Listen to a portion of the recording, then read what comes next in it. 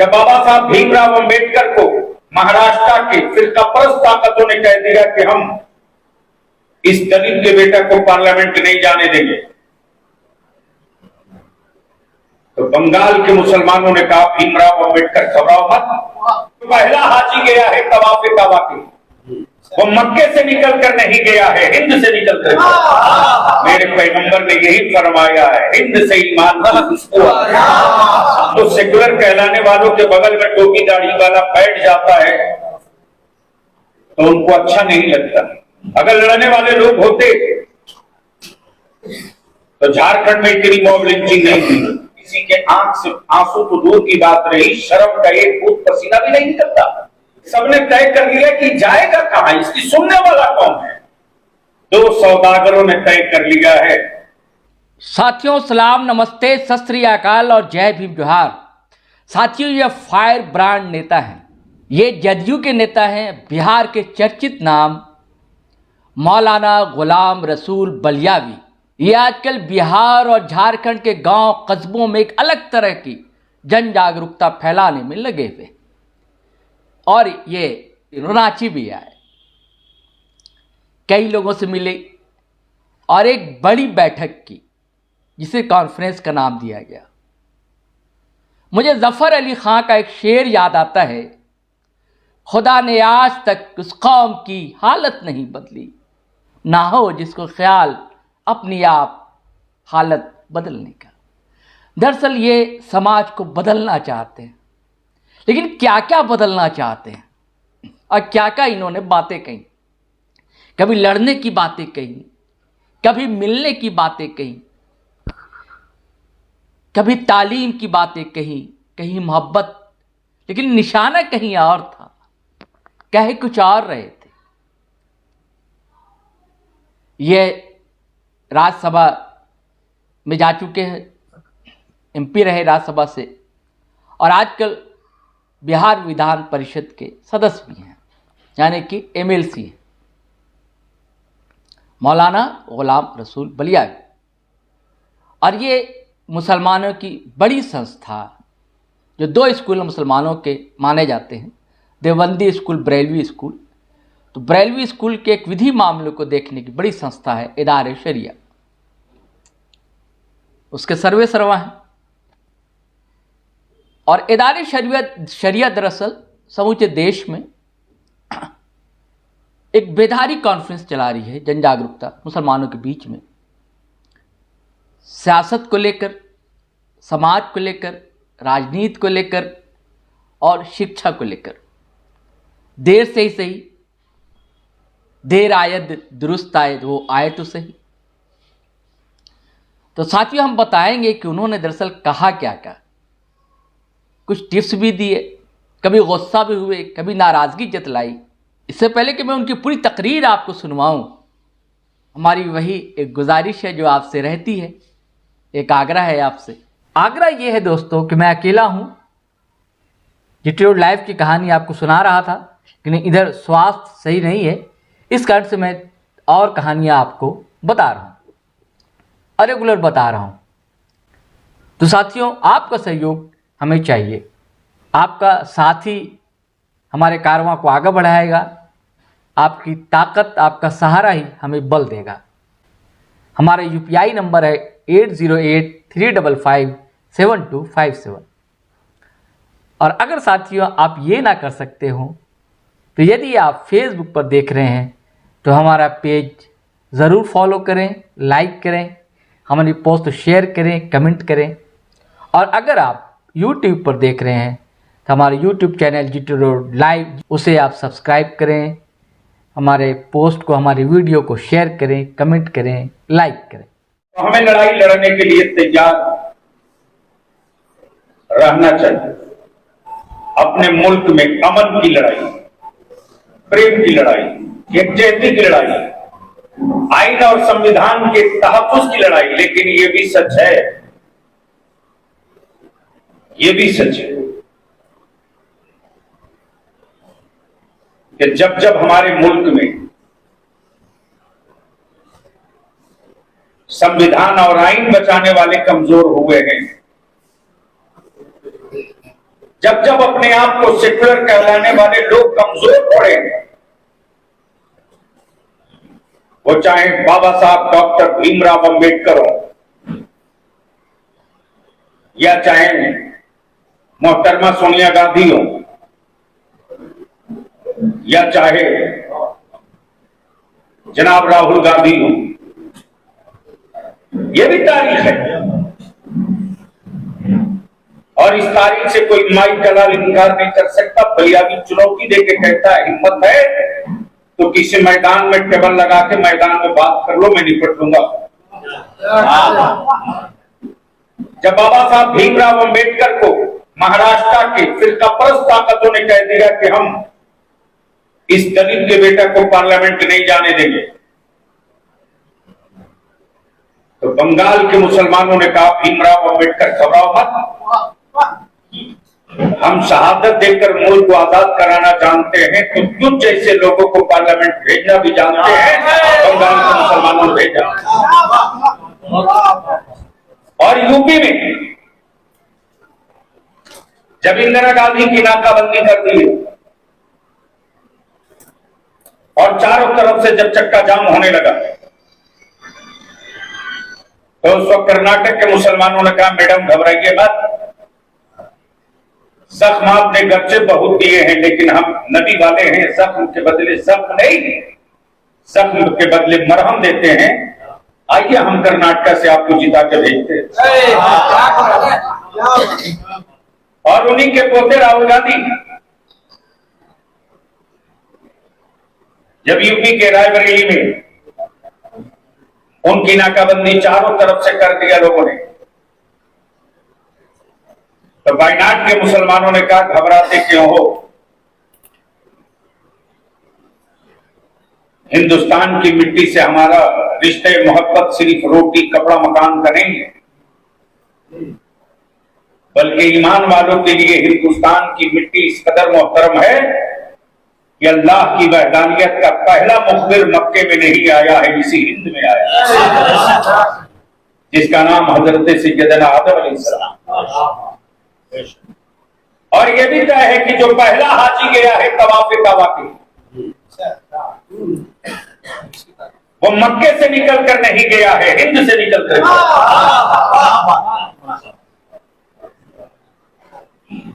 और बनाई हुई अल्लाह की सारी जमीन है।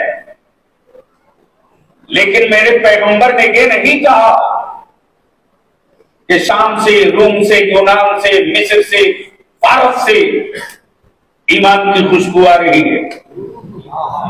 मेरे पैगंबर ने यही फरमाया है हिंद से ईमान की खुशबू आ रही है। हम एक इल्तिजा करें, हुकूमत हमको नहीं गिनी, हमको खुद गिनवाना पड़ेगा, हमारी बात कोई नहीं करेगा। अब तो सेक्युलर कहलाने वालों के बगल में टोपी दाढ़ी वाला बैठ जाता है तो उनको अच्छा नहीं लगता, वो परेशान हो जाते हैं कि क्यों आ गए और कितनी जल्द चले जाए, इसलिए कि मेरे वोट से सबको मतलब है, मेरी नस्लों के वजूद से किसी को मतलब नहीं। और हम सभी खादिमों को, मजहबी खादिमों को यह अहद कर लेना पड़ेगा कि मेरी नस्लों की लड़ाई हमें खुद लड़नी, दूसरा कोई नहीं लड़ेगा। अगर लड़ने वाले लोग होते तो झारखंड में इतनी मॉब लिंचिंग नहीं थी। हम तो तमाशाई रहे, साथ देखते रहे। मैं कहना नहीं चाह रहा हूं लेकिन जलकर ये बात कह रहा हूं, शायद आपके वजूद के अंदर की चिंगारी जाग जाए। दुनिया को चीफ मिनिस्टर बनाने के लिए हमारे ही लोग मज़ारों पर चादर चढ़ाते और दुआएं करते, इससे इनकार तो नहीं कर सकते। लेकिन जो कौम दूसरों को मुख्यमंत्री और मंत्री बनाने के लिए हमारे बुजुर्गों के मज़ारात पे चादर चढ़ावे, उस कौम की औलादों की मॉब लिंचिंग होती है तो किसी के आंख से आंसू तो दूर की बात रही, शर्म का एक बूंद पसीना भी नहीं निकलता। एक लफ्ज किसी के मुंह से नहीं निकलता कि ये क्या हो रहा है, कब तक होगा। कानून सबके लिए है तो इनके लिए क्यों नहीं है? आखिर इसकी वजह क्या है? हमारे नौजवान कमजोर गांव, यहां जिम्मेदारान तशरीफ फरमान, हमारे आलिमों को एमपी एमएलए नहीं बनना, हमारे आलिमों को वार्ड काउंसलर नहीं बनना है। हमारा आलिम तो आपकी पीठ पर खड़ा है कि हमारे लोग शहर में नहीं, रोड पर, मैदान में डटे, हम पूरी ताकत से सपोर्ट देंगे, बच्चा पैदा कर देंगे, खानदान बड़ा बना लेंगे और औलादों की सेहत अच्छी ना हो तो वक्त से पहले मेरी भी सेहत खराब होगी। अफसर भाई इसको कोई नहीं दोष, बड़ा परिवार होने के बावजूद भी हम बड़े नहीं दिख पाएंगे।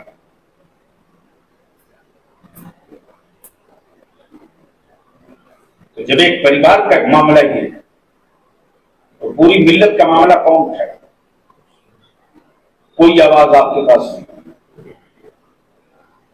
कोई कहीं से नहीं बोले।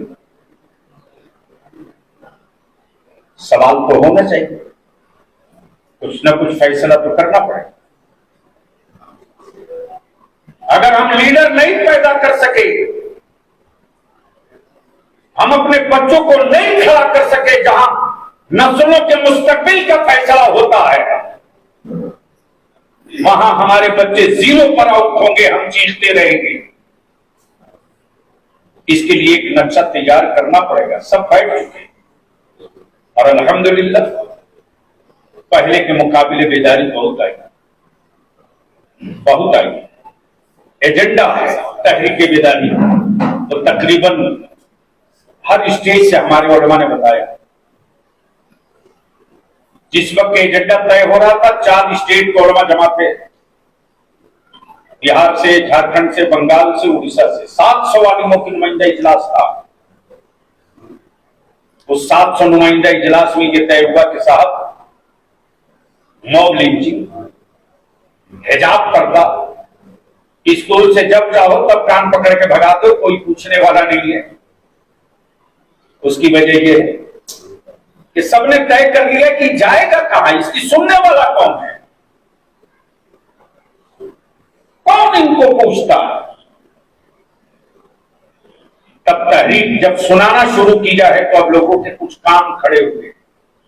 उन्होंने तय किया कि साहब दलित भाइयों के लिए, आदिवासी भाइयों के लिए दलित एक्ट आपने बनाया, इसीलिए ना कि चौराहे पर दलित को कोई बेइज्जत न करे, आदिवासी भाइयों को कोई बेआबरू न करे, उसकी जमीन जायदाद कोई लूटे नहीं, समाज और मुआशरे में वो इज्जत के साथ जी सके। लेकिन पूरे मुल्क में ट्रेनों का कत्ल, गाड़ियों का जलाना, बंद करके गाड़ी फूक, लॉक करके फूक देना, हिजाब नोच लेना, दौड़ा कर पीट देना, घेर कर सामूहिक मार देना, ये सारे हादसे बता रहे हैं। और पिछली सज्जर कमीशन, रंगनाथ मिश्रा नागरिक कमीशन की रिपोर्ट ने जब क्लियर कर दिया कि भारत का हिंदुस्तान के मुसलमान दलित से ज्यादा बदतर हो चुका है, तो अब जरूरत है कि इनकी जान, माल, इज्जत, आबरू की हिफाजत के लिए उसी तरह का एक मुस्लिम सेफ्टी एक्ट बना दिया जाए जिन धाराओं के तहत दलित भाइयों को और आदिवासी भाइयों को सहूलत और फैसिलिटीज मिली। लड़ाई तो लड़नी पड़ी, वरना मेरी नस्लों की बात कोई नहीं करेगा। दो सौदागरों ने तय कर लिया है, दो सौदागरों ने, ये दो सौदागर हैं, सत्ता के दो सौदागर।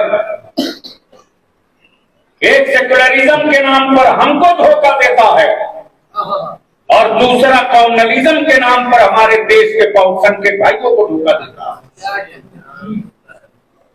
और इन दोनों सौदागरों की दुकान की चाबी अगर आप एक मत हो गए तो आपके पास आ गए।